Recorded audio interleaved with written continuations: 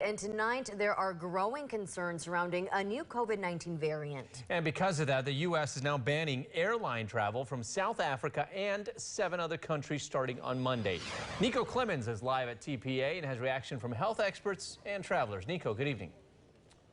Hey, Marco, Jennifer, and that travel ban is happening as we're in the middle of a busy travel season. But the World Health Organization, they classified the Omicron variant as a variant of concern earlier today, but there are still tons of unknowns.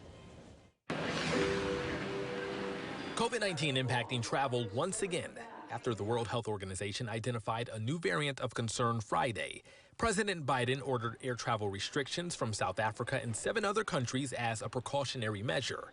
European Union nations also agreed to impose a travel ban to counter its spread. Given air travel throughout our world, it's really difficult to keep some of these viruses from transmitting to other parts of the world. Health experts say travel restrictions can delay but not prevent the spread of a highly transmissible variant. 8 on Your Side talked with an infectious disease specialist who says it's too early to panic, but understands why these restrictions are going in place. We've sadly seen this play out multiple times now. What happens in a different part of the world can affect us here in the U.S. At Tampa International Airport, it's not going away. We caught up with Ofer Harel.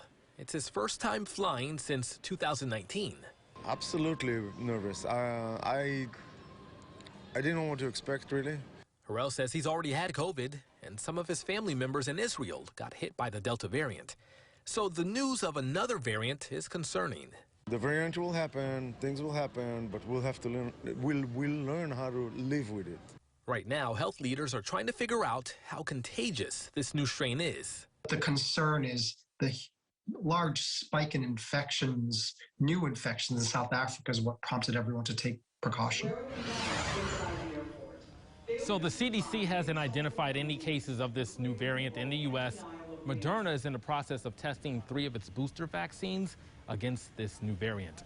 At TPA, I'm Nico Clemens, 8 on Your Side.